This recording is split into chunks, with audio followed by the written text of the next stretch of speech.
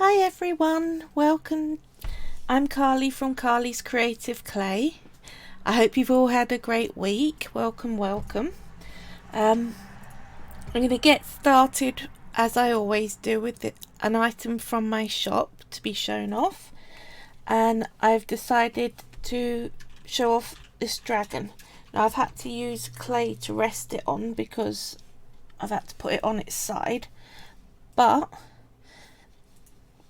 it has a colostomy bag because I wanted to make something to help people who have these at a young age, and there are a lot of children who do, feel a bit more okay about it, normalize it. I think it ended up being one of my favourite dragons. I say that a lot, but it's turned out very, very well. And it's a trinket box, so this is the lid. I've had to put a bit of blue tack on the corner of it because again I was resting it on its side, so let's take that off. There we go, but it does sit fine. The underside has a silver and it's in pink and teal swirly colours. That's £35 and I'm very pleased with it. Right, let's put that to one side. Now, before I get into what I'm actually making, a couple of things to talk to you about. Firstly, as you can see, the colour of my boards that I work off are now a really good white colour. My dad, who is a really wonderful supporter of me, he said that it can be difficult when I make small bits to actually, oh sorry about that, when I make small things it's harder to see what I'm making with all the design on the board. So he bought me some plain glass ones, and I've actually painted the backs of these white so that they're now a uniform decent colour for you all. So yep, that's that. Before I get into the next bit, which I'm gonna need my admin for, and he's run off. My admin as usual is my lovely husband James, and he helps me with zooming and talking on chat and all things like that. Right, he's back now. Okay, I want to show off my guinea pigs. Last week, hi Artie Hearty Life. Last week I showed a photo, and I promised this week I'd show a video, show them actually out walking around. So I didn't want to do it live on stream completely, so about 10-15 minutes ago I got them out onto my sideboard here and did a very quick video, and I'm going to show you that now quickly, so I'll be back in a few minutes. Hi everyone, just going to do a quick bit of filming to introduce you to my new pigs. Right, this one is Chip that I'm getting out first.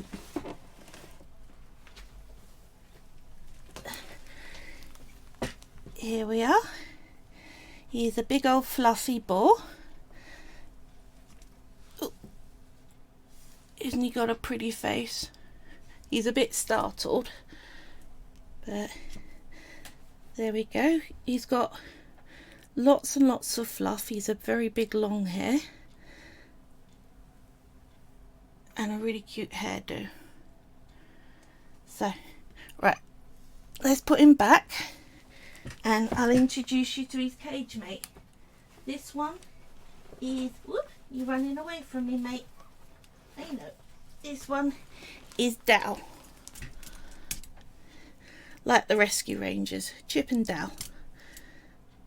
He's a big grey fluff with a Beatles haircut. Looks like he's got like a bowl cut He's very cute. And they've been with us now for just over a week. Right, I won't keep them that long. I'm going to put them back.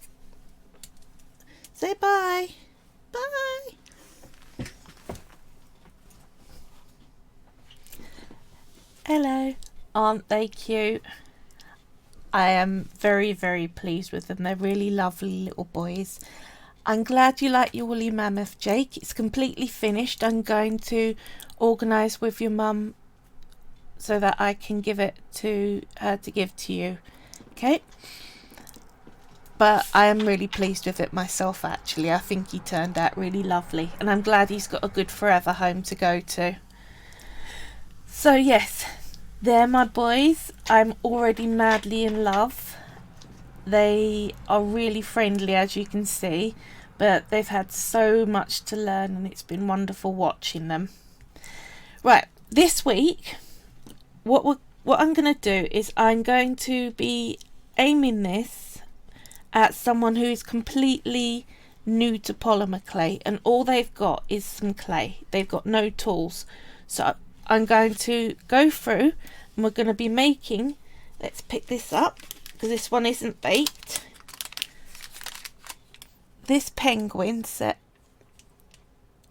I thought because it's my anniversary today, I'd do a romantic pair sharing a fish, and they've got their flippers hugging each other. So all of this I'm going to go through, and you don't need a single tool to make it other than a surface to that you can work clay on that it doesn't stick to, which, I mean, to be fair, that's reasonable. So I work off of glass. I know people who work off ceramic tiles, various different cutting boards that the polymer clay companies sell, all sorts, but glass is good for me. Right, we don't do this in the order that you'd think, like working bottom to top. Sorry, oh, I might need to go over. We don't do it working base to top of the penguins. We're going to work through our colours from light to dark, and this is so that you don't have to wash your hands as often, and you don't mark the light colours with the dark colours. Now I'm going to go through the colours that I'm actually got in here. On the one we're actually making, the red bow tie and yellow flower is going to be a purple bow tie and a pink flower, because I don't like to make the same thing over and over again. Right, I'm going to put this to one side over here, and we're going to talk clay colours. Got white, silver. Now I've written down the actual names that they use. Let me start off by saying, on the back of all your clay, let's go up, you can see there's a number there, and there will be the description. So we got black that way up, there we go, oops, black number 9. Every pack again, white, there we go, white 0. It's hard to see, but if I talk colours, it gives you an idea of what I'm using. But each brand of clay has its own number system. So if you're not using Fimo, and even Fimo Soft, their orange is called Tangerine in Soft and has a different number. So just match them up as close as you can, or you can go and pick your own colours. So, okay, we've got a big lump of white.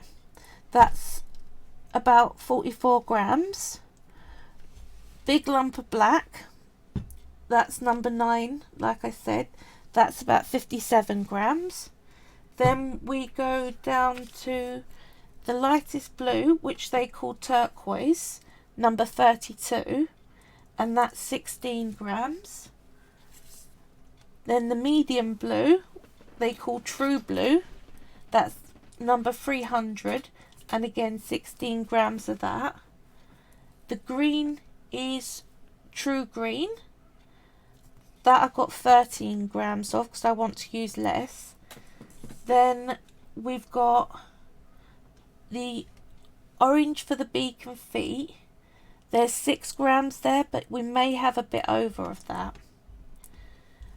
Then we're on to the magenta, which is the pink colour, and that's number 210, and the purple number 6. They're both almost 2 grams, but again we might have a bit over on those. So put these up out the way of where I'm going to work, and I'm going to put them in the order that I'm going to use them in. So we're lightest through, there we go, like that, then I think an orange. Right, behind here is a black and a purple, and I know it's going at the here, maybe I can move it over a bit, that's better, then you can see what I'm doing. That's the order I'm going to make stuff. So we start with all the white. So if you look on the penguins, that's 2 eyes, a stomach, the centre of a flower, and the ice sheets. Okay, so since we're starting out assuming that you know nothing about clay, all clay needs to be something called conditioned, which basically means you're kneading it on itself. This warms it up, which helps to soften it, but it also mixes in the something called a plasticizer. It's a chemical that actually helps keep the plastic of the clay softer, and some of the clays do get quite dry and crumbly as they age. This doesn't mean that they are unusable. You generally need to chop it up and add some either clay softener or a very small amount of baby oil. And when I say a small amount, a bit of clay like this, you want to get the baby oil bottle, put your hand over it so that it's blocking the top, upend it back again so you've got a tiny little dot on your hand, and that's enough for that much clay. If you use too much baby oil, it destabilizes the clay when you bake it and you're more prone to cracks. But can you see I'm just working it and rolling it out into long sausages and bringing it back on itself. Try not to trap air bubbles if you can. It's not as vital on this clay because it's quite flexible. Ceramics, when you have air bubbles, when you bake that, it literally explodes. This doesn't do that. Right, that's probably soft enough. So we need 4 eyes.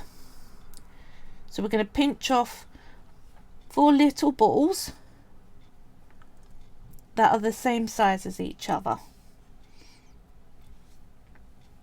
Probably a little too big because you don't want massive goggle eyes.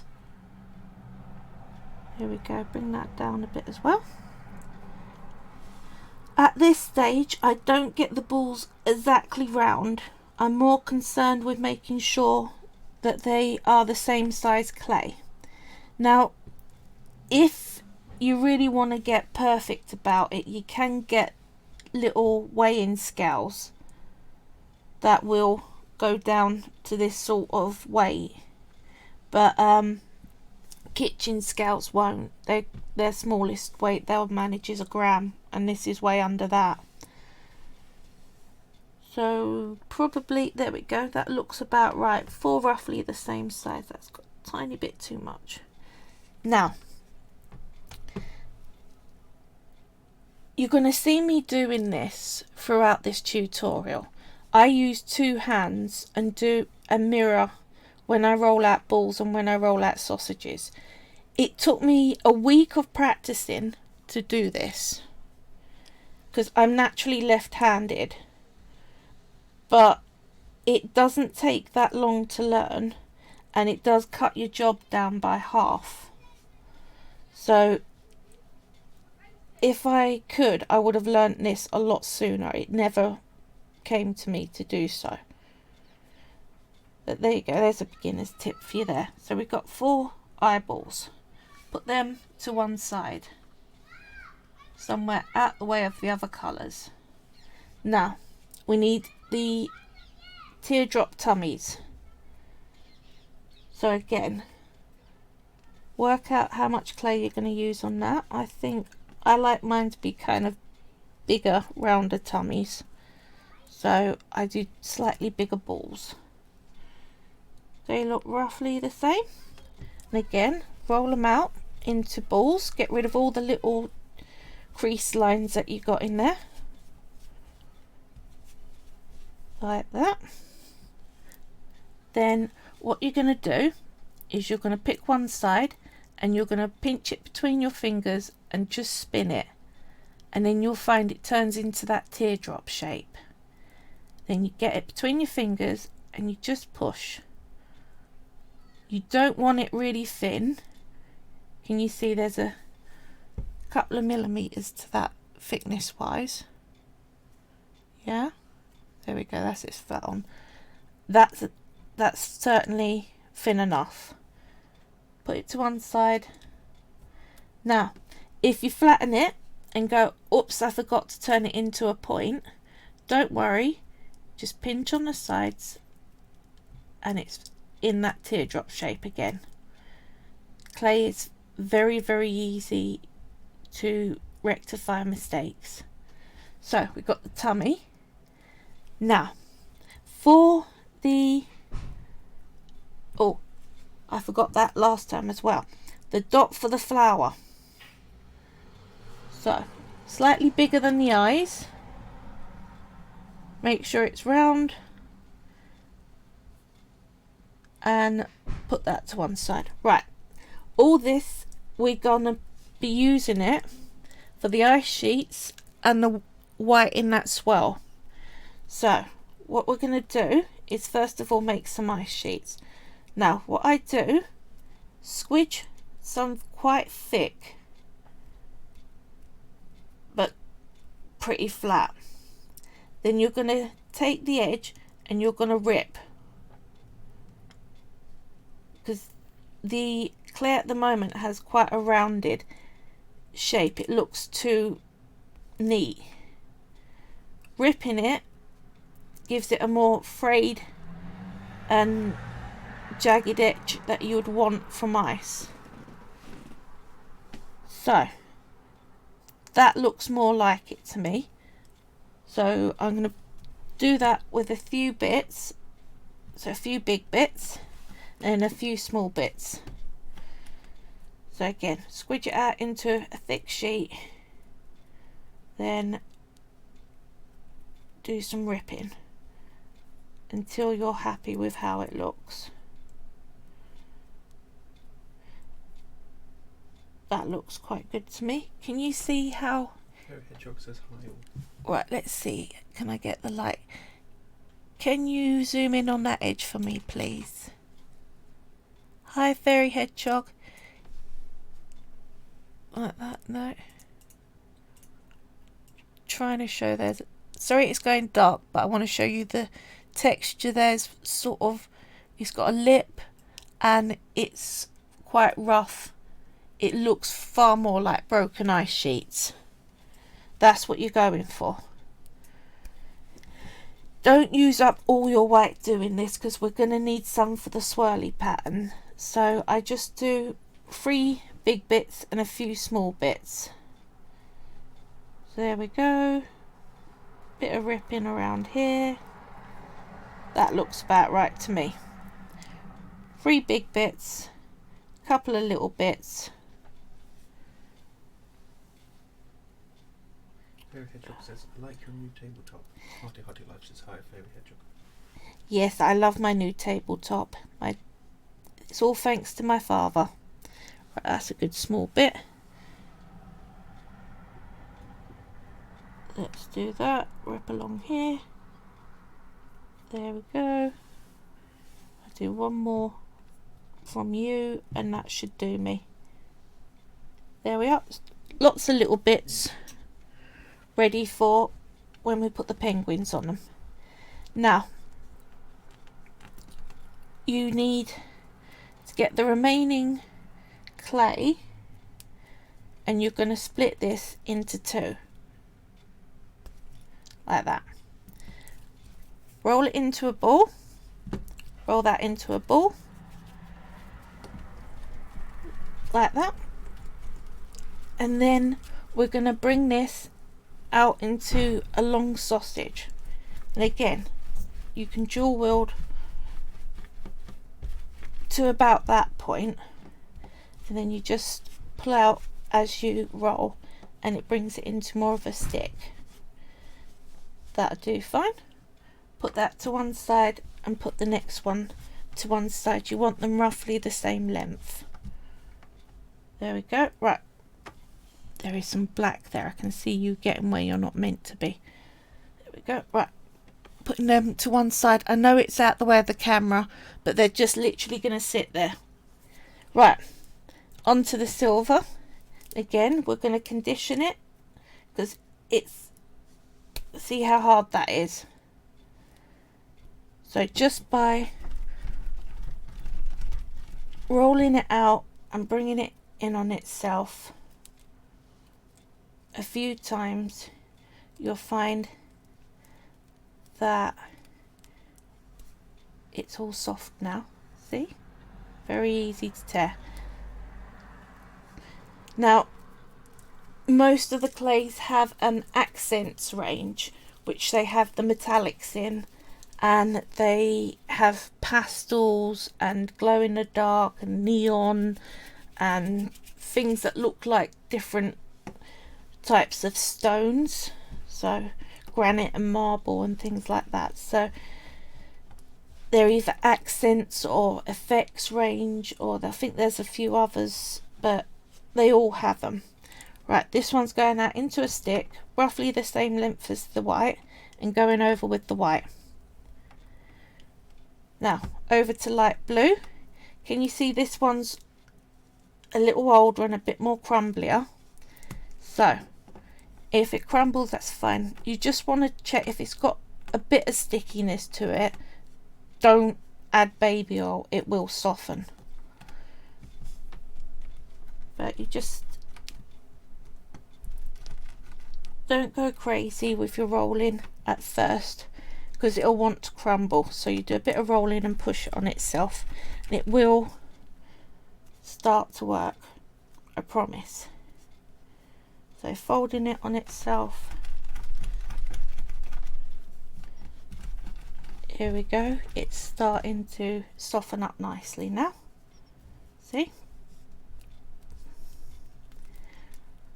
Right. I reckon I could bring that out into its stick now. So how's all your weeks been? We have had a lot of rain here and a whole heap of amount of wind, which has been fun and kind of dramatic, but at least I'm not living coastal. My eldest sister lives up, is it Southend? It is, yeah. And apparently, yeah, they've been getting some interesting waves going on. Coastal, it can be difficult, especially in the UK, because we get storms, and then as soon as the weather's nice enough to want to go actually use the beach, everyone else in the country has the same idea, so your town is then overrun with tourists, and you still don't get to use the beach. I suppose some of the locals do know of quiet little hidden out the way bits, but it's still not my idea of things. I like that I live in Surrey. I used to live in London, the East End, and I always, from a very little girl, said as soon as I'm old enough I'm going to move out and go somewhere where there's greenery and less concrete. So I'm very happy I managed to actually do that. But yeah, so even here we've been getting quite a lot of wind. We've had fences blown down and stuff like that. weirdly enough, I've got two pigeons that seem to want to spend a lot of time sitting on the smallest windowsill in the entire house down the side of an alley. I don't know whether they're scoping it out as nest-worthy territory, but I'm not sure it'd be a great nesting spot, to be fair. But they're there, and last night they were actually there all night long, sat on the window ledge is that wide. I'm not kidding, it's ridiculous. So if they do have chicks there, they're going to have really good balance, I hope. Right, this is the last one we're going to roll into sticks. The rest are for penguins.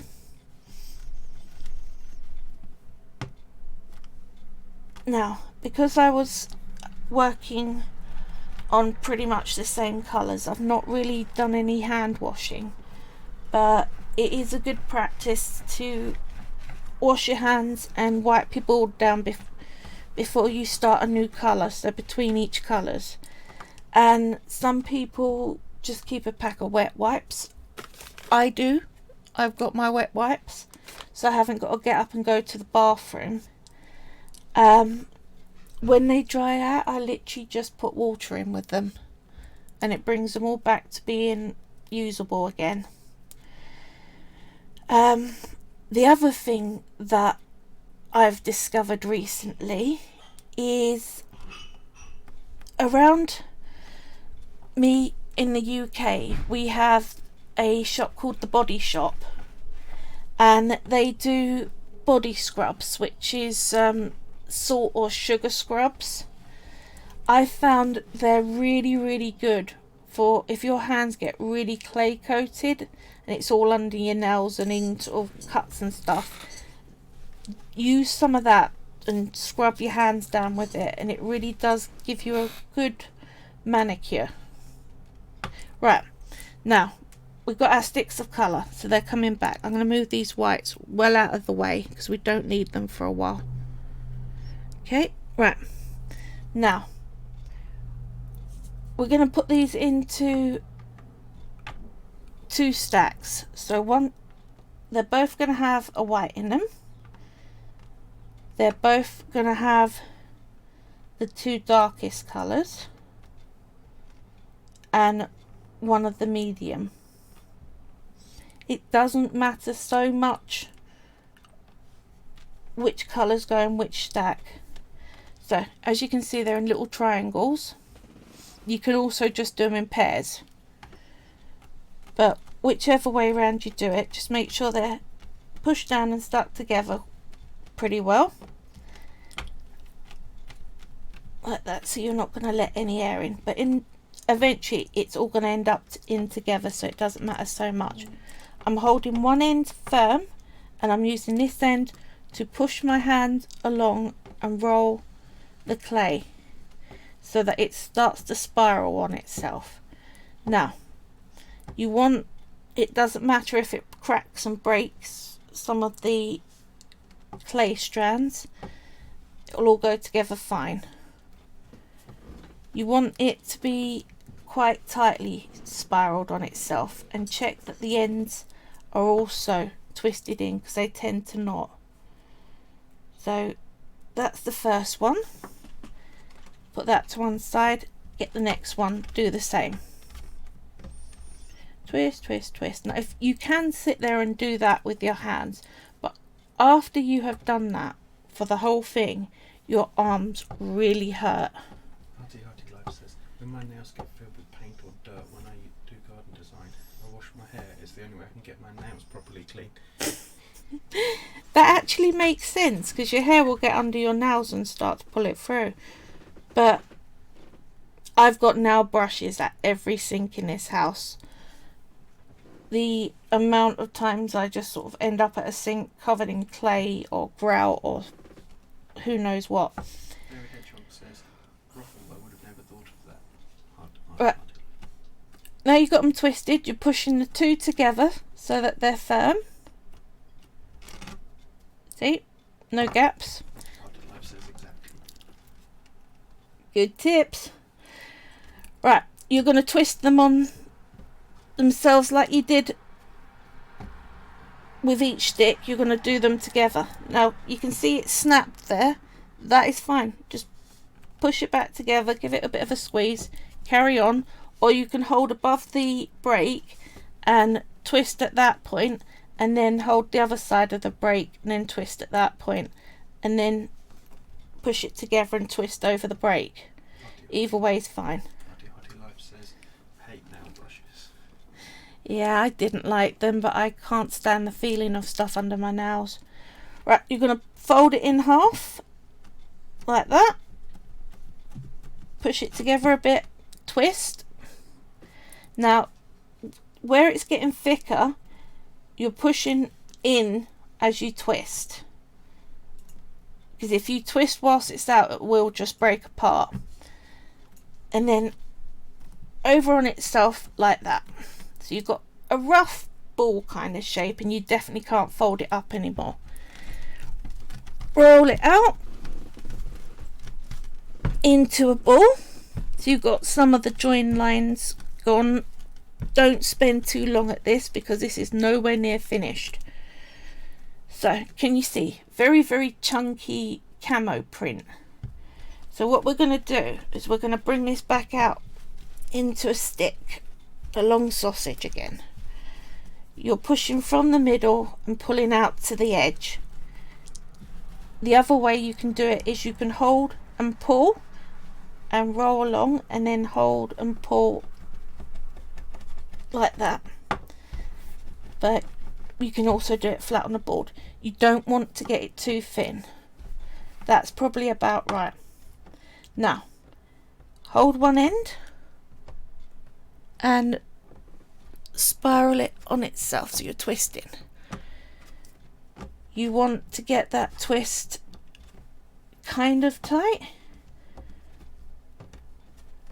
Try not to run into any of my white bits I got. They're not in the safest of places. Make sure the ends are again spiraled up nicely. There we go. Right, now from here we're going to try and wrap this in different directions. So can you see I'm going round so that the lines aren't all facing exactly the same way, and there's no real method to that. Just twist it around on itself. Push it together to try and get the air out. Roll it smooth-ish. Now, as you can see, if you stopped at that stage, you would still have quite a thick stripe, and we're going to go thinner. So we'll bring it back again into a long sausage for the third time. Well, second time with it all in one, but third time we've been working on it. Right, back to the same sort of thickness that you had before, and I'm going to swirl it on itself, hold one side, do a bit of twisting. There we go. Now we're getting the kind of thin lines that I want, all the way up to the end.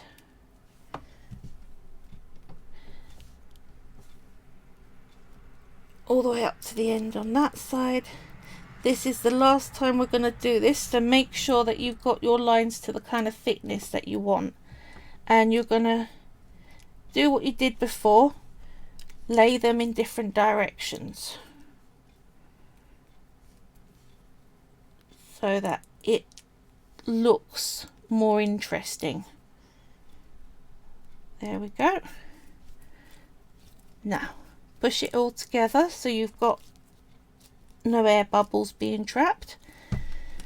Now this time we need it to go smooth when we roll it out into a ball, because it's far easier to get rid of all the joining lines at this stage than when you spread it out into a base. And you'll see why, because I'm going to show you how to spread it out without using a rolling pin. with this, it does help having all these lines over the clay. If it was a single colour, it does notice when you don't use a rolling pin more. So that is what it looks like now with all the join lines out. Get yourself a little bit of greaseproof paper, about the size you want your base to be. You're going to pick a side that you think you like for the bottom and a side you like for the top. So I think I'm going to go like that. Put it in the middle of the paper and just push it down firmly with your hand to make the start of a very thick disc. I'm just going round like that, pushing. Right, you'll find it hard to push it flatter than that. So take it off your paper, and again, when it's on your paper, you peel back on itself like that to get it off cleanly. If you try to peel the thing off, it can actually make the clay come away. Right, I'm going to get a drink because I'm dry mouthing it. Right, going to pinch, hold the middle, you're pinching around the edge and pulling out very slightly. You're doing that around the whole thing until you get to the thickness that you want your base. Right, it's a little bit more, so I want them roughly the same. There we go. Can you see, by pinching the edges and pulling out, you get far better round shape than if you try and take it from the middle. So that's where we're at. Put it back on your paper, push it down firm, then we're going to go around and we're going to use our thumb and just push the edges down flat so that we get that sort of dome shape. You don't have to do this. There are models where I don't. There are some where I really actually like to put stuff around the edge, like writing and things, but on these I think it looks better to have that slanted to the edge. I'm just going all the way around doing that. It doesn't take long and I think the end result is worth it. There we go. Then I'm going to again peel it off like that, and I'm just going to go around and check that these are as round, the edges, the very corners are straight and round, instead of doing a sort of wavy shape. You may want to keep the wavy shape, it is after all water that you're making. So back on, make sure it's stuck down nice. You can also go around and smooth it in with your hands just to get rid of any little bumps that you don't like. Make it how you want. It is worth spending some time to get the base exactly as you want, but you can do it. As you can see, it doesn't take long to get something that looks nice, and I've not used a rolling pin. Now at this stage I'm going to wipe my hands. So wet wipe, because I don't want to get blue on the orange, and that's the next colour up. Luckily clay is of a decent colour, so you can actually see if you've not got it off your hands properly. I always dry mine afterwards because polymer clay does not like water. It really doesn't. So that's our base done. Now we are on to beaks and feet. Harry Hedgehog said, I thought you'd do the black next. Nope, black is the last bit, because it's the darkest colour, any black that's on my hands will come off and show on everything else I handle. So we're working from the lightest colours to the darkest colours, and orange is up after the blue, and then we go on to the pinks and purples and then the black. So that's it conditioned down. Hedgehog says that makes sense. Yep. Saves you on hand washing. Right, now pinch off the amount of clay you want for a beak. This isn't going to be massive. Remember, their beaks are not huge. But little ball, about that size, about twice to 3 times the size of the eyes. There we go. 2 little beaks. Now, they are not beak shaped yet. They will be. Again, roll them out into balls. Get rid of all the join lines so that they're smooth. Then, what you're going to do is one side, you're going to push it down flat against your board so it's kind of stuck. And then you start to spin it whilst pinching. You see? And that gives you that pointed beak with a flat back. You can also make it like you did the teardrop point, and then just put it on your thumb and use that to flatten out like that. But either way you want to do it, you want a pointed top, rounded with a flat back, so like an ice cream cone shape. 2 of those to one side. Now we're on to feet. Remember, we're gonna need some of this orange left over for the fish. So let's bit less than that. Right. Yeah. That's all the clay we got for feet. So we need to divide that evenly in half. Bit more. There we go. Then divide each of those balls into 2 even bits. You don't want the sizes to be too far out, or your eye will notice if one foot's bigger than the other. I mean, it can be slightly, but it's worth sort of pinching and making sure that they're roughly right. There we go. So that is one set of feet. There was that ball, wasn't it? That's the second set. There we go. Right, again, bring them back out into balls without any lines through them so they're smooth. You see how very quickly dual wielding rollout balls is just speeds everything up. Now it actually feels weird when I do it without a second one in the other hand.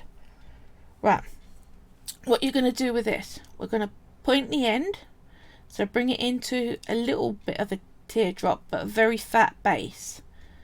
So with that one we pulled it up a lot more for the white belly. This, you want a tiny bit of a point, very round. Then between your hands, and you're going to press that just down so it's the thickness that you want your feet.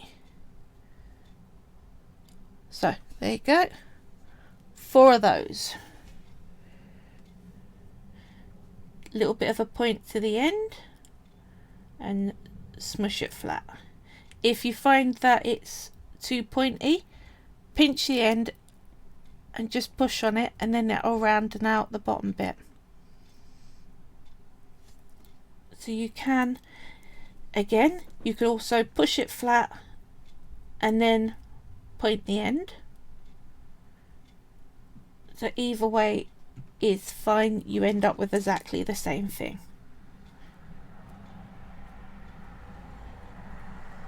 There we go. Right, 4 feet. They're going to go to one side.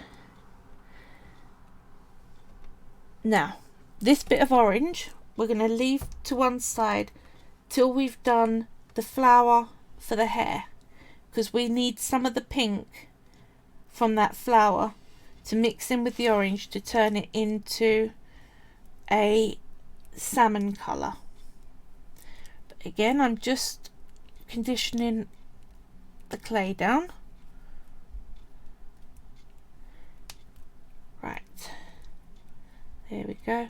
It takes very little time to condition bits this small. Right, petals. We need 6 petals, so tiny balls of clay,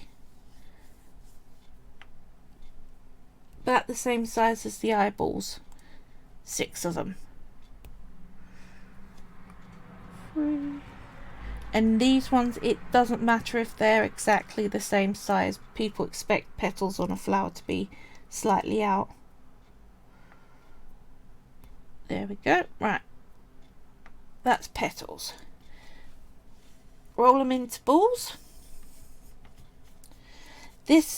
So as you notice, this statue has a lot of teardrops in it. It is one of the more common shapes you will find when you're model making.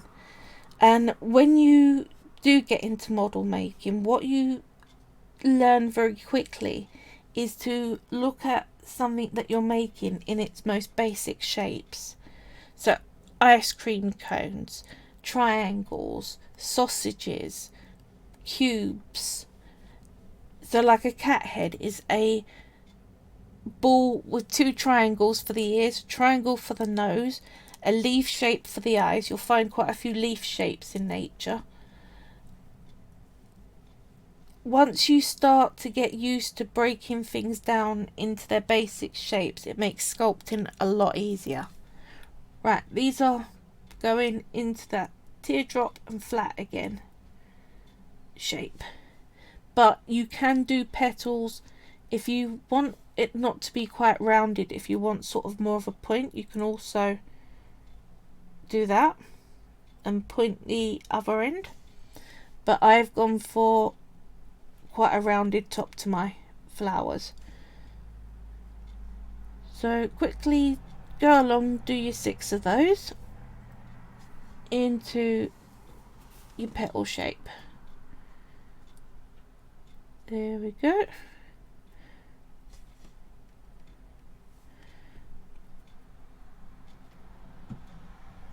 There we go. Right. And whilst you're doing that, remember which ball out of the eye sets is the one for the centre of the flower. It was the one that was slightly bigger than the others.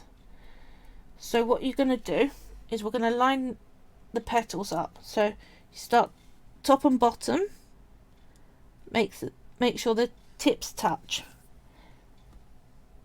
Then you're going to go one to the side of the top, one to the other side of the top, then one down at the bottom, and then the last one slotted in. Get it how you want, like that. Right, get your ball of white clay, put it in the middle, just tap it down so that it's stuck on okay. Now you'll find that that's stuck to your glass board a bit. So just start to lift the petals up, because we're going to round them off anyway, so they're not completely flat. There we go, like that. And you'll find that as you get your petals into the shape you want, it lifts off your board. So that goes to one side.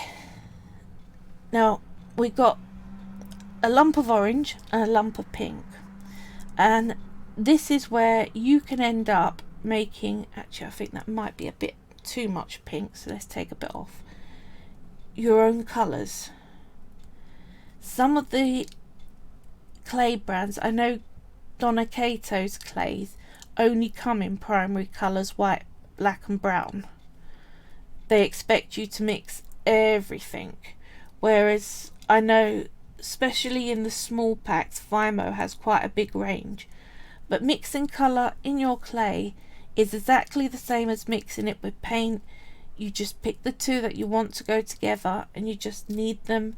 So I'm folding over, then spin it to one side, fold, then the top and bottom go to the side, fold, fold, like that.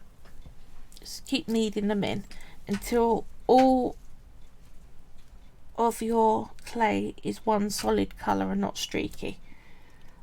Right, do I want to put that last bit of pink in? Let's do so. Let's make this quite a salmony salmon, because I think the other one had a little bit less pink, but that's fine. You can always add more of your strongest colour, you can't take it away, so it's worth adding it in little bits until you get used to what a transformation it makes. And it does depend on whether you're adding a darker colour to a lighter one, you need less of it for a dramatic change. Right, there we go. Right, fish colour, that's what I want.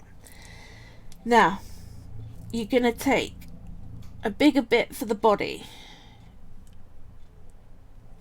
a little bit more on that, there we go, bigger bit for the body. The next size down lump is going to be the head. Then we're going to go 2 little balls for the towel that are the same size, 2 even smaller balls for the flippers,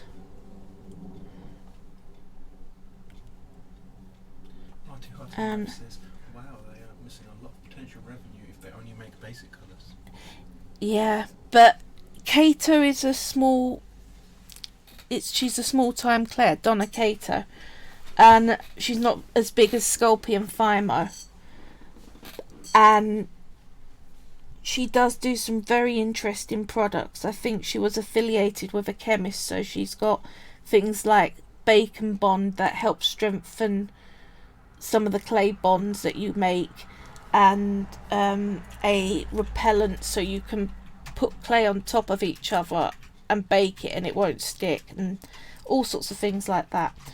Right, so lots of little balls. We need to shape them out, roll them out, make sure all the join lines are gone so that they're smooth. Then we're going to be putting together a quick fish. Like this, and one extra. Right, so the body, you're gonna pinch and roll so it's in more of a pointed shape. Flatten the end. You don't want to bring it to too tight a point though. So kind of like a cone with a flat top. Yeah, that shape. Then we're going to get the next big ball, that was the head, and we're going to put it in the middle, and instead of pushing on the top, which will flatten it into a disc, we're going to push on with the sides, so slightly pushing in that direction and slightly pushing in that direction until they line up both edges, so that it looks like the streamlined shape of a fish's head to its body. There we go, like that. Now get the 2 balls for the towel. So again, let's make sure we've got 2 small ones that are roughly the same flippers. That'll be towel. There we go. Right, we're going to again turn this into a teardrop, but we're going to make sure that it's a long one and the tip goes into quite a point. Yeah, like that, and then slightly flatten down, but you don't want it to be too thin. And then put your thumb on the inside line and just curve that point up like that. Same on the second one. Twist and roll, pulling out a bit till you're into a point that is roughly the same length as the other one. Flatten down the base a little, and then that needs to be more of a point, then just curve it up. Right, now you want get it the right way around. Right, so it looks like a moustache. So the two ball bits, you're going to push them together so that they form a triangle that goes up into two moustache tips, like that. Then that little flat end, you put it, make sure it's in the middle, and that is pushed on firmly without misshaping either bit. There we go. So we've now got a tail and a body. So 2 front flippers,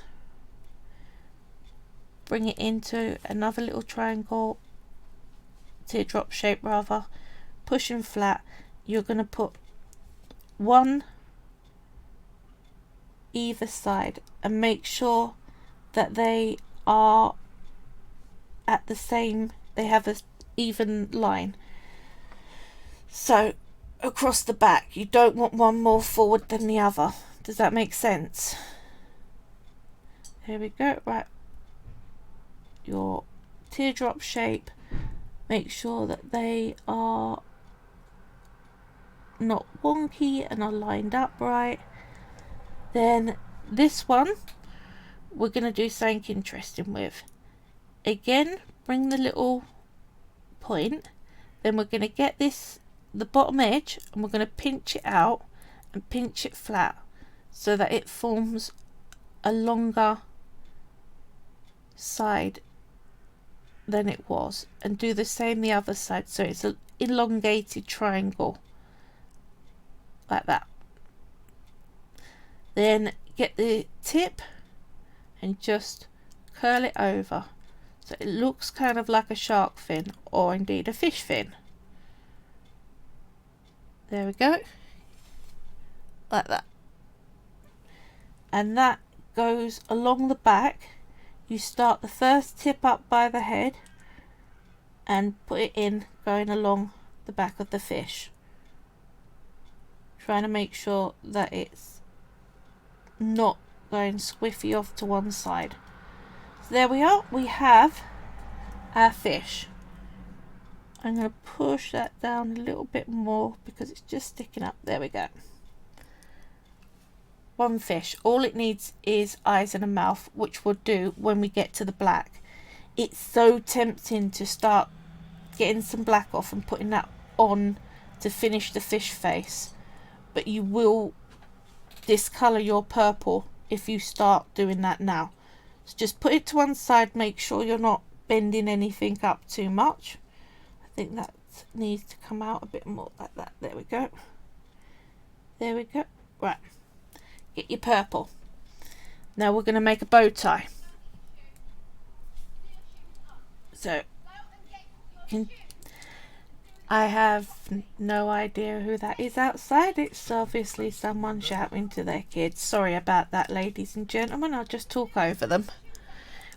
Our room is quite hot, so we have to leave the window open. Right, purple's conditioned up. Okay, we might need to shut the window. Sorry, admin. It is stressful being a parent. I do understand. I've got nephews myself. Right. So, we're going to do 2 little lumps like that. And a 3rd smaller one. That's going to be for the middle. And this leftover is going to be the string to go around it. So let's form these into their balls that are smooth. There we go. And that's the other thing I like. Once you get good at it, you don't need 2 balls that are exactly the same size. They feel just as easy to roll different sizes out. Right. Now, so these 2 were the bows. What we're going to do is we're going to twist into a teardrop and then flip it over and do the same the other side. So it now makes that kind of diamond shape, but a rounded diamond. And then we push that flat so it is It's a diamond, but the tips are not very hard points. Let's try and rephrase that. The middle, top and bottom point, they're not as sharper points, they're more rounded. Does that make sense? There. Right. Get it to the thickness that you want for your ribbon, and then you're going to fold it over so that the two sharper tips are together, and then just slightly tap it. So then that makes a triangle that's doubled over, like that. Do that again for the other one. Now, if you want to try, you don't have to make each point individually. You can literally pinch on both sides and pull, and you'll get the same diamond shape. Push flat, fold in half, tap it down to as folded over as you want. Right, so that's half of the bow. You put your dot in the middle, and you just tuck the tips of that bow in and just push it so that it's all firmly secured. Then the last big ball, you're gonna roll it out into a long, thin sausage that is long enough to go around your penguin's neck. So I would say a couple of centimeters. It's best to have too much than not enough. There we are. That'll do. Put them to one side. Now we're going to work on the black. So sip a drink.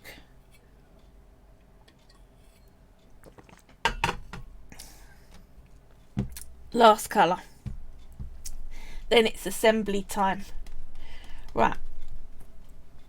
I'm just starting to try and push some of these sharp corners from my hard block of black so that it's in more of a rounded sausage, thick log sausage shape, because it's easier to roll and bring it out into its long sausage to bring back on itself when you're conditioning. Sometimes it's hard to get it into a shape where you can just start to manage the clay. Don't be tempted to push it into a flat disc. It's harder to try and condition lots of flat bits. There we go. Sausages are the easier way of conditioning. Just bring it out into a longer sausage, fold it over, and keep rolling it like that until it's soft and not breaking or cracking. Hearty Life says, I know what a bacon bond is. I have a strong one. Bacon bond. See, to me that sounds like a bacon sandwich. I have a bond with bacon sandwiches myself. Bacon bond is basically the same as liquid polymer clay, but instead of it being a runny liquid, it's more like a toothpaste consistency, and you can smear a layer of that onto baked clay, and then it helps you secure raw clay. Except every time I've used it, it's gone skidding everywhere, and actually just adding raw clay to baked clay seems to work fine. I suppose it's because I tend to add raw clay and then sculpt it whilst it's joined. If you are to make something that you just literally want to drop on and it bakes, you need to add some liquid clay to that. Right, I'd say this is conditioned out enough. Hearty Life says, bacon and egg sandwich on white bread. Best thing ever. It is. Are you a runny yolk person, or are you a hard yolk? See, for me, I like a runny yolk because it means you can then spread it over the top, and it's lovely. Right. Now. Zebra says, whenever I buy fine mode clay, it's extremely hard and crumbling. Do you ever experience this, or am I just getting a bad block? Some colours, ochre in particular and terracotta, are really crumbly. What I'll do is, I'm not far from finishing this model. At the very end, I'll get some of my ochre out and I'll show you what I do to make it soft like this. Do you want to just quickly mention baby oil? It's you're using baby oil for it. Right, we need tiny little black eye dots are the first two. Hearty Life says, oh yes, yolk must be runny, but the white must be set. Yes. Oh no, snotty whites, that's awful.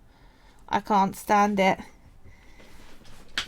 And it's not that easy to do, to actually make the top of the white set without burning the heck out the underside of the egg, which is also vile when people cremate and it's literally black and crackly. It's gross. Right, I'm making the two little dots for the middle of the eyes. And again, you want to make sure that they are the same size or your penguin will look like it's had a stroke. Which I suppose it's a look, but it's a bit of an odd one. Hearty Life says, that is so white. It looks like me and you can go out for an egg sandwich together without being disgusted at each other. I gotta admit though, my favourite is a poached egg. Hearty Life says, I seldom let anyone else do my egg. It depends. I'll give it a one shot go, and if they're rubbish at it, then no. Right.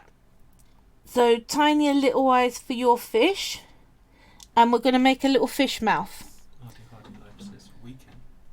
Woo! Right. What I'm going to do, start with a tiny little ball. I think that's even going to be too much. Tiny. We have an egg and bacon bond. Cool. Right. Your ball, you're going to roll one side out like you did with the bow tie, but a lot longer. So it's into a point, and the same on the other side. There we go. There we go. Right. Like that.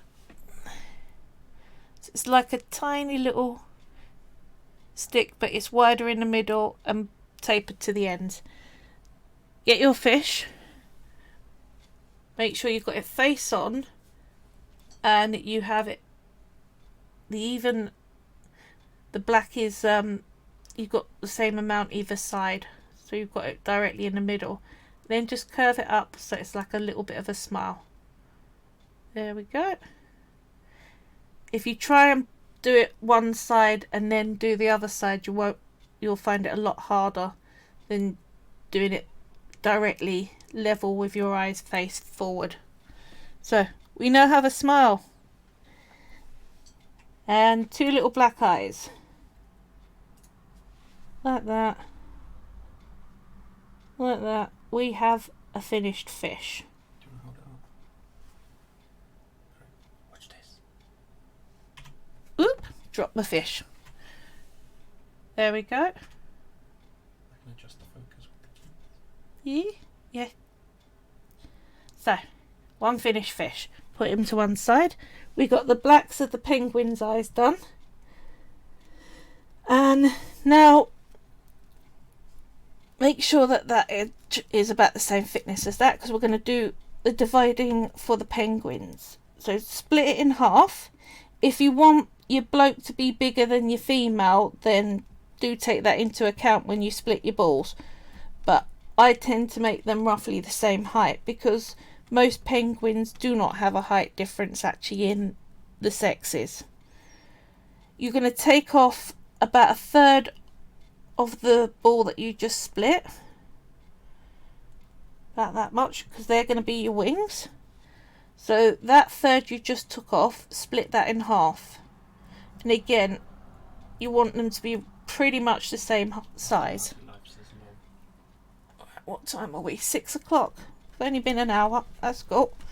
Right, so we have wings, body. Do the same on the other side. Take about a third off, split that third into two. That are roughly the same size.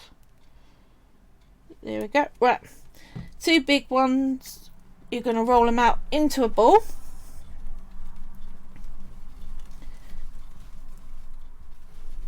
Like this.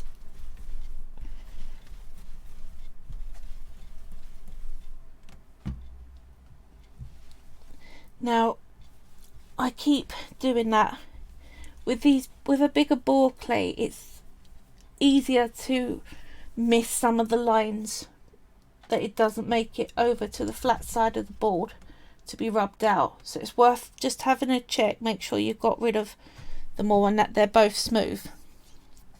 Right, same again with the wings. I didn't always have this lovely big desk to work from. I literally used to work from a tray in my bed, and I still do sometimes because I get bedridden quite a lot. So although it looks like you need quite a bit of space to work with your clay, you really don't. And where you're not using water, it's clean enough that you literally can be laying in bed with a tray on your lap and working on your project. Right. Auntie Hutty Life says, quotable Carly, if you want your bloke to be bigger than your female, be careful how you split your balls. Just don't put that on the bottom of the commission that you're painting for me. That's all I ask. Or at least let it be unattachable. Right, I'm going to turn this into a very thick, kind of elongated teardrop where the top really doesn't come up to much of a point at all, because you want the tip to be the size you want your head. So I'm doing little pinches and pulls until I've got it to the shape that I want. So can you see it's like a dumpy raindrop? Yeah? Do that with both of them. Now they are going to roll around. They have got a round bottom edge. That is fine. Don't drop them on your black like I just did. Don't drop them on your white like I just did. Oh well, that side can be the underside. I have done this before where you mark what you think is the top side of the clay you're going to use and just stick that side to the underside so you won't see it. There we go. But the other thing I will talk to you about, which is the saviour of most of my polymer clay projects that involve white, is rubbing alcohol or isopropyl alcohol. It will melt the surface of your clay, just a very thin layer, and just clean it off. So if you've got dust and fingerprints or colours where you don't want colours to be, bottle of rubbing alcohol, it needs to be 70% proof or higher, or a bottle of isopropyl, yeah, I'm pronouncing that right. I think they're exactly the same thing. I think rubbing alcohol is what America calls it, an isopropyl alcohol. Rubbing alcohol is the same thing, but it also has distilled water in it. Apparently, rubbing alcohol also has distilled water. It's so 70% alcohol, 30% distilled water. Yeah. Which is less good for electronics, but you're not doing electronics. Right. Again, the wings. I'm bringing them out into dumpy teardrops, but pushing them flat. There we go. You want your wings to be at least the same as each other. You don't necessarily have to have all four of them the same, but if you have a pair that ain't very much alike, you'll end up with a weird looking bird. It doesn't matter so much on this pair, because you've got one of the wings going around the back of the other. It's harder for people to comparison size. But just for yourself, you want to get them roughly the same sort of thickness and size as each other. Right, last wing, and then all my component parts are made, which is pretty awesome. It's always the bit that I enjoy the most, and I think pretty much everyone's the same, the actual assembly. But so many videos don't show you the making of all these little bits. Wash your hands. Can you see how black my hands are? If I pick up white now, they are going to end up with big black smudges all over it, which you don't want. Now I'm going to clean my white down anyway afterwards, but still, it's easier to wash your hands than it is to try and get your alcohol out. It's cheaper as well. I think rubbing alcohol's a little bit more expensive than baby wipes, if you're really thinking that hard about it. Now, making sure I've got black off my hands. There we go. Dry them down. Right. Stage 1. You get your penguin. You're going to put a stomach on it. So you put it in front of you. You want it to go almost to the bottom of that round bit, but not quite. Make sure it's straight and how you want. And then you're going to just push the sides of the white so that it isn't such a jump up. It's sort of slopes into from the body to the stomach, because people's stomachs and birds' stomachs, they're more rounded than they are sort of that flat ridge up.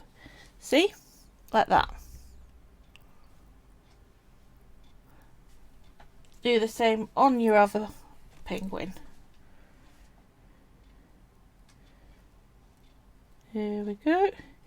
And if anyone makes these penguins, I'd love to see in the comments what you end up with, because you can do your own hair accessories. I've done them with handbags, with scarves around their neck, all sorts of things. I'm just showing a bow tie and a flower this time. Right, get your feet 2 to one side. Now you want to lay them out in front of you how you want them to be on the underside of your bird. So you're going to face your belly directly in front, and you're going to place it on top of the feet and just push down a little bit firmly. Lift them up. There we go. Feet on your penguin. Do the same for your other one. Put them together. Put your bird on top of your feet. Push them down firmly. Lever them up. Make sure they're on. Then we go to get the base. Don't run over an eye on the way through, because we've got to position these wings next. So what we got, they're going around the back. Can you see? So you need, on the one that's going to be your male, it needs to be a bit lower down and out to one side. So you're pushing it on like that. Then your next bird, you're going to push it on higher up and sort of facing more like it's stretching up to the sky. Then you only need to do one wing like that, because you need it in place. Actually, one wing on one of them, the other one you need actually in, because we need to put the bow tie to rest on it. Now I put it so that they've got one arm, one flipper out and one flipper around. So just push it in place, so like that. Bow tie, you start from the back of the neck, make sure it's rolled down to where you want. You're doing the string around the back. You're going to rest it so that it sits just on top of the tip of the white tummy, and then pinch off any excess. Make sure it's tight, you've not got any air sort of gaps. Pinch it off. It doesn't matter if that join looks a little bit scruffy because you're going to put a bow tie on top of it. So we're like that now. Yeah? Get your bow tie, move your purple out of the way. Get the bow tie that you made. Just push it onto that join line to hide it. There we go. Then you can put a beak on. If you put the beak on beforehand, it's harder to get it. Now, I've totally overestimated the size of that beak, which doesn't matter. You just pinch off if it's too big and you just reform it. That looks more like it. There we go, little beak tucked in, and you just push that onto. I'm going to have to clean that beak, but that's a good thing to be able to show you. Can you see I've got a little dark dot? No zooming. Zoomer. Thank you. On the beak, just to the side there, there's a really dark smudge. Anyway, there it is, and I'll show you how we get rid of it.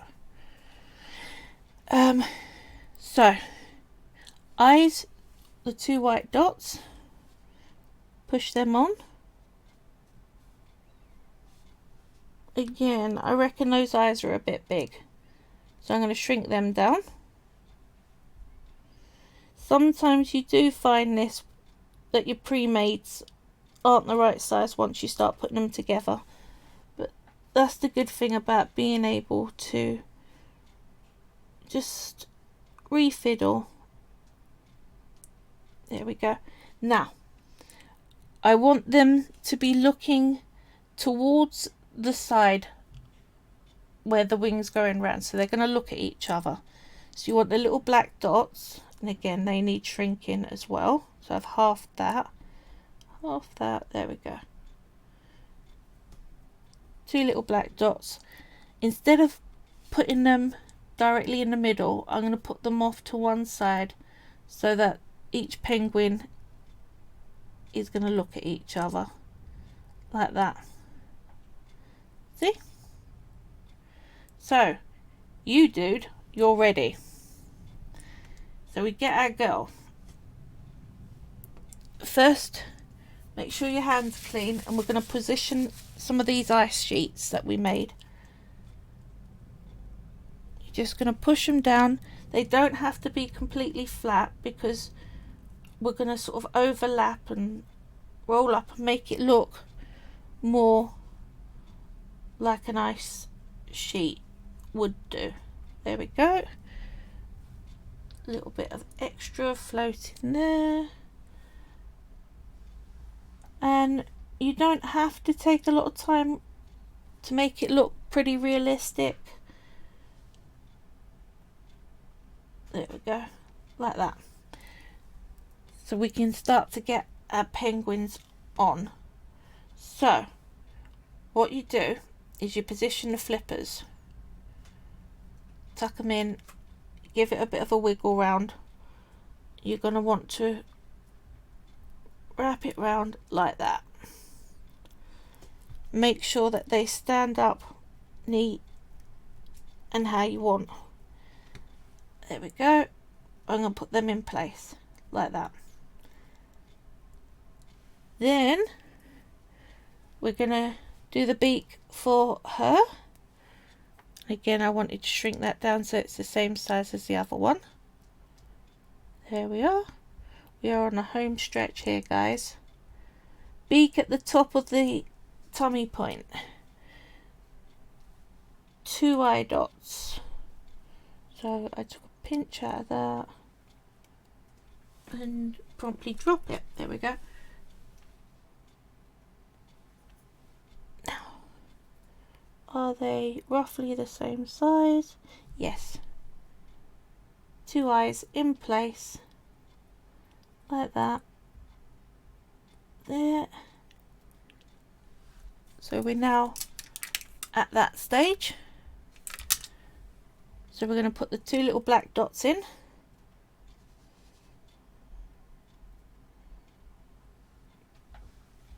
Looking at, I would drop the other black. I generally said we don't need tools, but I do actually need to pick this up from the white without marking it. So there we are. Just because it fell right down into the crack between the 2 penguins. Ruined my plans. But yes, I didn't use a tool to make it. I just used a tool to retrieve a bit. And make them, these black dots, facing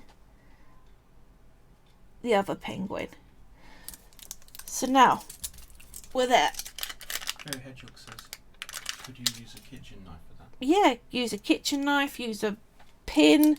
If you want to put a mouth lining on the beak, you can just use a pin for that as well. Right, other flipper goes on roughly at the same height as the first one. Make sure that's all in, squidged like that. Then you get your fish. You want your towel attached to one of their flipper. Make sure you don't take the eye off. And the head attached to the other one, so they're giving this, they're sharing their fish like that, and pat it on so it's all standing up how you want and sitting how you want. Then lastly we get the flower, put that on the side of the head. Now that is this done. Any dirty patches I'm going to show you. Yeah, let's do this. I'll show you. Get some white. I'm going to go into my drawer, get some, have I got any spare white? Yellow would do. We'll show it up good. What rubbing alcohol does. So I'm just moving that out of the way. I'm going to get some black. I'm going to smudge it right across that yellow. Look how grubby that is. Yeah? So if you want that removed, 70% rubbing alcohol. This isn't even 100% cotton bud. If you've got a large area you can use tissue, but I do like cotton buds. You can get cotton buds now that aren't made from a plastic stick. You can get them with bamboo, which is again far more ecological. Just a rub and it just melts it. Can you see the cotton buds now? Got some yellow on it, and the clay is back perfectly clean. Yeah, that's the good thing about rubbing alcohol, and it's worth using it on whites and on smudges that you have. So I will go over and take out any slight smudges off of that statue that I don't like. Now, I said I was going to show you how to condition up the most crumbly clay in the universe so that it's usable again.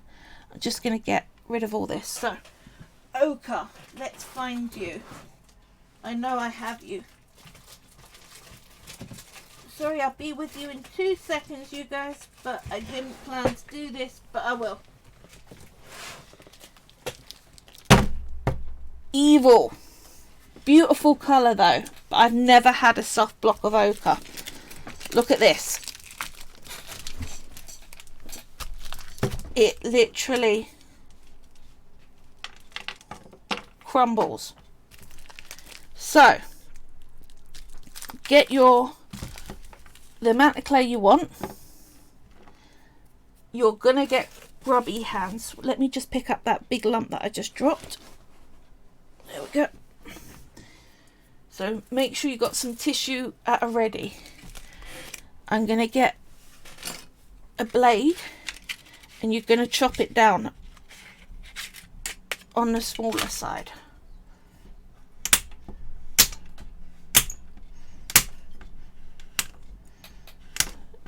There we go. Says, I tried to use a clay softener before, but then the clay becomes way too sticky. Help me, Carly. Help. I will, and I will take this too sticky to show you what you do to retrieve it back the other way. Yeah? So we're bringing it down to smaller bits like that. Clay softener, I find, isn't cheap, especially in the UK. So I've had this bottle of baby oil now since I started almost 3 years ago, and I've only got through that much. Upside down on my hand, I've got a tiny little bit, and you're just going to coat the clay that you've got. Already, can you see it's sticking together a bit more? Some of the darker clays go slightly lighter. There we go, that'll do, because I've got a bit more clay. It still looks really crumbly, but it will come together. So let's get that blade out of the way, because I can see me cut myself up. I'm pushing it together,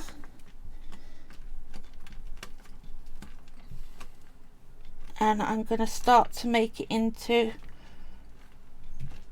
a block again.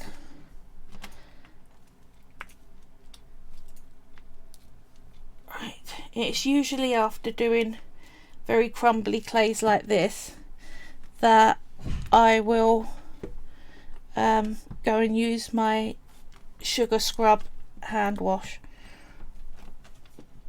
Right.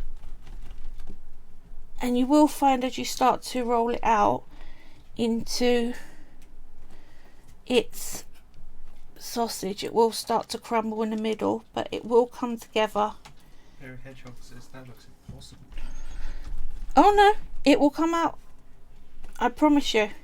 When I first done it, I thought this isn't working, especially at this stage. I thought this isn't doing it, but it's ridiculous how well it works. So I get the majority,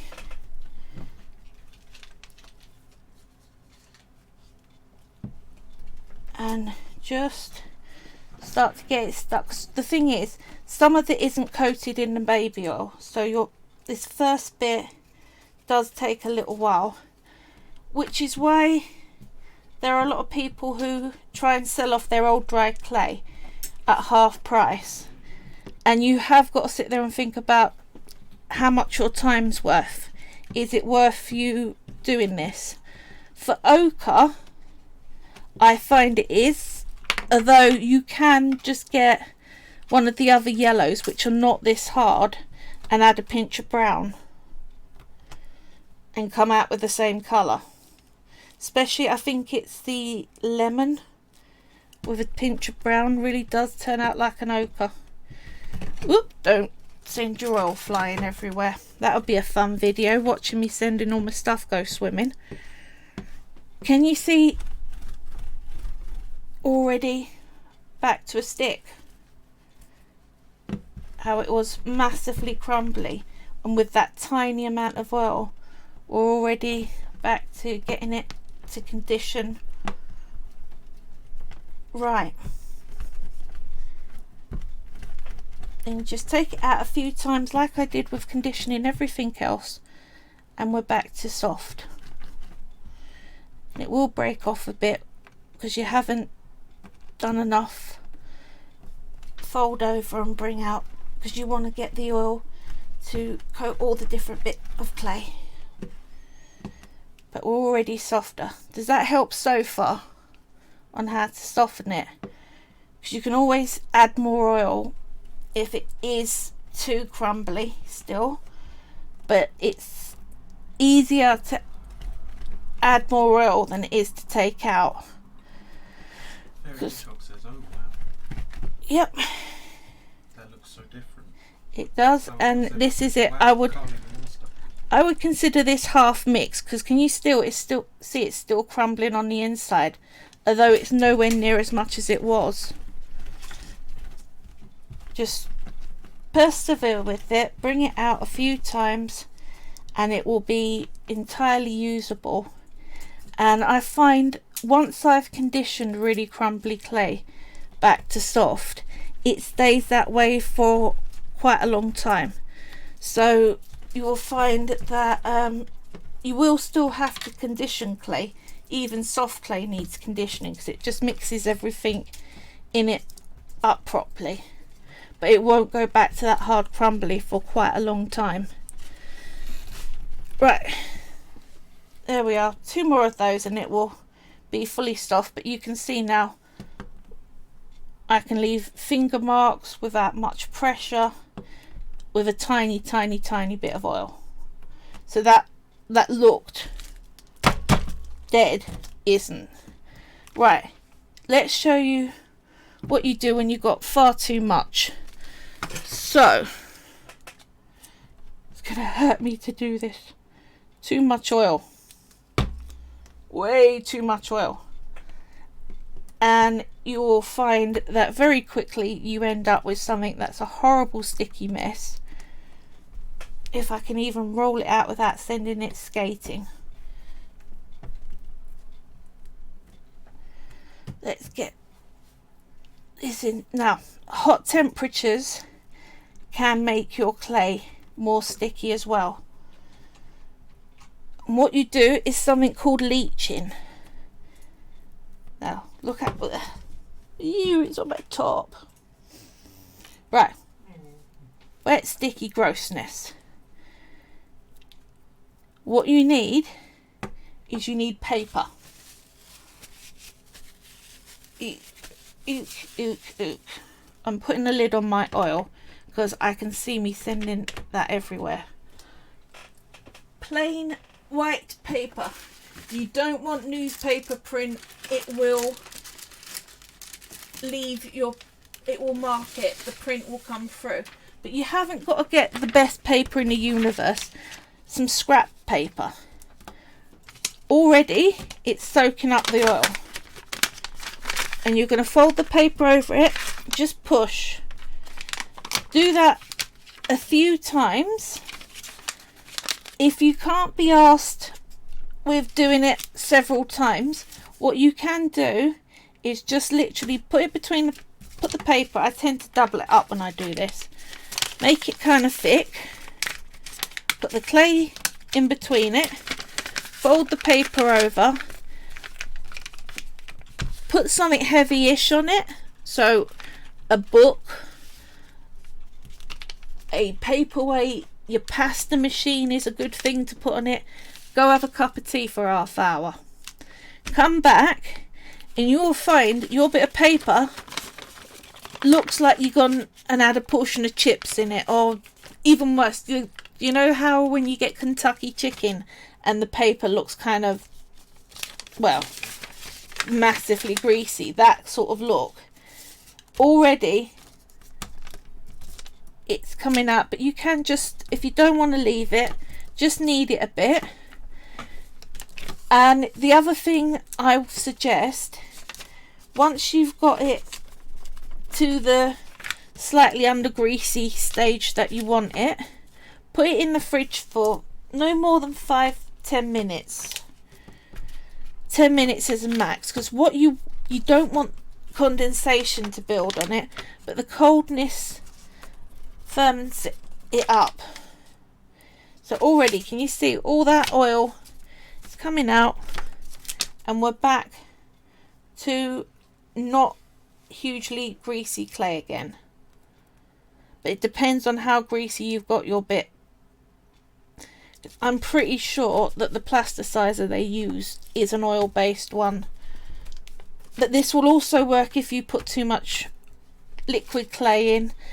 The thing it doesn't work with is, you know, Fimo does a Fimo softener that's like, it looks just like the same consistency of normal Fimo. Firstly, it takes forever to get that stuff to actually massage in without you having little patches of it. And it's expensive, and it's really hard to leach out if you put too much. I started with it. I think I still got a block that I don't even think it's open. Yeah, that's my glowing review for the solid Fimo softener. Yeah. But yeah, baby oil. It's brilliant. You then have this bit of paper that's never going to get rid of its grease. There's only so much you can use a bit of paper for leaching. Zebra says, this is so helpful. And any questions you've ever got, just drop me a message on Facebook, on here, I'm on Etsy, I'm on Instagram, YouTube, Twitter, all over the place. Either Carly Langridge, which is LANGRIDGE, or Carly's Creative Clay. I'm always happy to help. I love helping people because I was a beginner myself. And the interesting thing about it for me is I've only been at this, I'm coming up to my 3rd year, but I do it very constantly. I tend to make, there have been times where I felt well and I made a few things a week. Most of the time I tend to manage to make one thing a week. But there are a lot of people who can't clay that much. So when they say they've done it for 3 years, they've done it sort of one day a month for 3 years. Whereas mine is pretty much every day. Because my doctor won't give me decent pain relief for the problems that I have. So this literally takes me away from being ill. And it's amazing for it. You blink and hours have gone. I mean, it feels like I've not been doing this live stream for ages, and it's, what are we, an hour and 42 in? So, yeah. Right. Your Fimo Penguin, once you finished it, your packs of clay will say the temperature to bake it. So if you use Sculpey, it's higher than Fimo. Fimo's 110 degrees. It says bake for 15 minutes. I've only been working with clay for a few months. I've learned a lot of great tips and tricks from you. Thank you. Well, if there's anything, literally anything you want to know, just let me know, and I'm happy to do a YouTube tutorial on it one week. So, yeah, Fimo, it says bake it for 15 minutes. Do not bake it for 15 minutes. Your thing is not going to work, because look how thick it is. When they say 15 minutes, what they're talking about is for clay that's about that thin. When you're making pendants and jewellery, that may need 15 minutes. That does not. That needs about 45 minutes to an hour. Because what you've got is what turns the clay from very soft, squidgy Play-Doh type to the really hard plastic of... Here, let's find something. Hard, solid plastic is... It has to reach the temperature on that brand. So for Fimo, 110 degrees Celsius. If... How can you tell when it's done? Right. I will get onto that in a second. If the middle doesn't reach 110, it will not turn hard. So what you have is a hard outer casing over a soft core, and that is so unstable that you're almost certainly going to break it at some point. So you want that 110 to get all the way through. Now, if you've got a decent oven thermometer, and I do recommend either you need to get an oven thermometer, because most people's oven doesn't actually read right. Take mine in my kitchen. It's 10 degrees cooler than the number you set it at. And I only find this out when you actually get an external oven thermometer and test it. Either you can get the cheap ones that you put in the oven with it, or you can get sort of like a laser one where you just point it through the door and it registers. find out what your oven is actually doing, because if it doesn't reach the 110, it's not going to cure properly. So long as it doesn't go too hot, you can leave it in for ages and it'll be happy. Fairy Hedgehog says, that explains a lot. Yep. And the other thing about a normal oven is its temperature will fluctuate between 15 degrees whilst it's baking. So once it's decided it's reached temperature, it just stops putting out heat until it thinks it's down too low and then starts again. That fluctuation can cause cracking. So I advise, when I bake, I've got a load of kitchen tiles and glass tiles, just plain ceramic everyday bathroom tiles. Whack your model on that, and then that goes on a tray in the oven. What will happen is that the tile heats up to the 110 and it holds the temperature even when the oven's trying to fluctuate around. Sorry. Hearty Life says my first bake burned everything. Yeah, I've had ovens where they've been as much as 30 degrees hotter than what your temperature is. And you think, whoever calibrated this needs to be kicked, because you put a lot of work in. So until you get used to your oven, you might want to do a test a bit, or get an external thermometer. But so long as it's at the 110, or I think it's 135 for Sculpey. I'm not certain, I'm not a Sculpey user. Once it's hit that temperature, as long as it don't go too far over, it can sit in the oven like that for... What's the longest I've done? I've forgotten about something and left it in for 3.5 hours, and it came out fine. And you can bake and then add raw clay and bake again, and it doesn't break up. So long as you don't have too massive changes in temperature, you're good. So it's best to bake for too long than too little. Too little will leave you with something broken. But yeah, you don't need tools. As you can see, pair of hands does fine. So I hope this has been really helpful for you, and I'd love to see any of you guys' penguins that you decide to make. If you've got any new projects, I'm interested in that. What I've done, I've brought with me, this is the first thing that I ever made. Whoop. Once my gloves go running off the shelf. Here we go. It's a cat trinket box. So you can see what I was like when I first made stuff. The shape is not properly round. There's bits that are squashed. The lid it doesn't fit flush. I look at the eyes. I mean, I can go through the whole thing and go, that's wrong, that's wrong, that's wrong. So long as everything you make is slightly better than the thing you made before, you're doing brilliant. Anything you make is a wonderful first start. It's really easy to look at someone who's doing a YouTube video and they can turn it out and it looks absolutely crisp and perfect. Well, they've been doing it a while, and not just clay in a while. They've actually made that thing they're showing you several times. There's sorry, what's that? Flammable Zebra said, I'd love to see a tutorial on the boxes. At the moment, I'm doing tutorials on the sculpting rather than the trinket boxes. And I'm going to be honest about why on this. I sell on Etsy, and at the moment I'm the only person selling trinket boxes that look like that with the clay, and my sales are really bad.